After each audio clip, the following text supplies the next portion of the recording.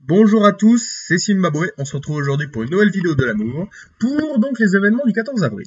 Aujourd'hui, c'est l'anniversaire de l'assassinat d'un célèbre homme politique américain, l'assassinat d'Abraham Lincoln, donc en 1865, alors qu'il est au sommet de sa popularité. Évidemment, on est à toute fin de la guerre de sécession. Il s'est fait réélire donc il y a quelques mois, évidemment, sur un programme d'apaisement donc entre le Nord et le Sud. Il faut savoir que c'était Lincoln qui avait provoqué la guerre de sécession lorsqu'il était devenu président et étant donné qu'il était aboli, qu'il voulait abolir l'esclavage, le Sud avait fait sécession. Mais en tout cas, il se fait assassiner alors qu'il va au théâtre. Il y a un type, voilà, John Wilkes Booth, donc qui lui tire une balle dans la nuque, il part derrière, et du coup, Lincoln meurt un jour plus tard.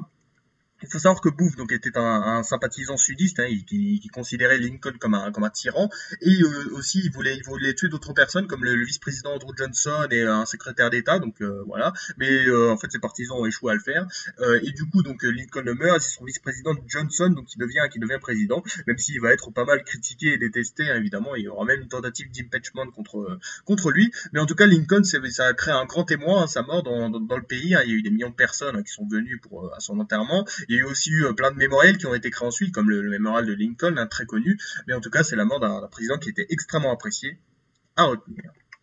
Aujourd'hui, c'est aussi l'anniversaire de l'inauguration d'une célèbre exposition universelle, celle donc de 1900 qui a eu lieu à Paris. Donc on avait déjà parlé de quelques expos, celle de 1867, celle de 89, et donc là c'est celle de 1900.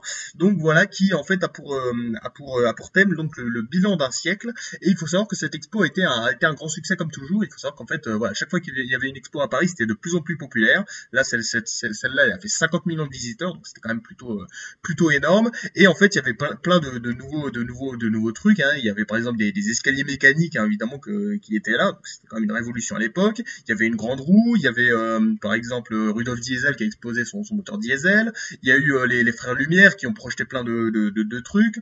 Il y a eu aussi la soupe Campbell qui a reçu une médaille d'or. Il faut savoir que la soupe Campbell, donc c'est une célèbre marque de soupe. Encore aujourd'hui, si vous achetez une soupe Campbell, vous pouvez vous voir la médaille d'or qu'elle a reçue en 1900. Donc voilà, plein de trucs incroyables. Et donc ça a été plutôt un succès populaire, même si il faut savoir qu'au financement ça a pas vraiment été un succès, mais aussi il y a aussi eu quelques accidents mortels, de pas mal de personnes qui sont mortes, faut quand même pas l'oublier. Mais en tout cas, c'est une exposition, voilà, qui a attiré beaucoup de monde à retenir. Et aujourd'hui, c'est aussi l'anniversaire de célèbres élections, les législatives finlandaises donc de 2019, donc qui ont eu lieu en Finlande. Si vous aurez oublié, la Finlande c'est ici, voilà, 5,5 millions d'habitants, donc un pays voilà au nord-est de l'Europe.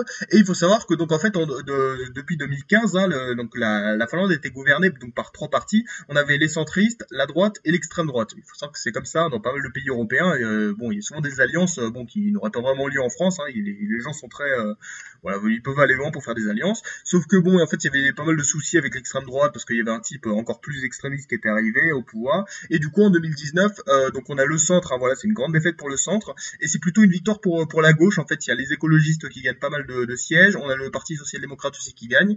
Et du coup, après pas mal de temps de négociations, et ben donc on a une nouvelle alliance qui se fait avec donc les sociodémocrates, le centre, les écolos, des gens très à gauche et aussi des minorités suédoises. Et du coup, en fait, c'est un basculement vers la gauche, évidemment, du coup, parce qu'on a plus des partis qui vont du centre à la gauche, alors qu'avant c'était des partis du centre à l'extrême droite.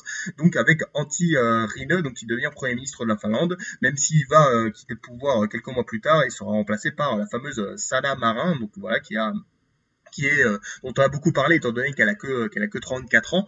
Mais en tout cas, voilà, ce sont des élections qui rabattent toutes les cartes en Finlande à retenir. Voilà donc les trois événements du jour. On a donc la mort d'Abraham Lincoln, enfin l'assassinat d'Abraham Lincoln en 1865, le début de l'exposition universelle donc en 1900 à Paris, et les élections législatives finlandaises en 2019. C'était Zimbabwe. Merci d'avoir regardé. Peace.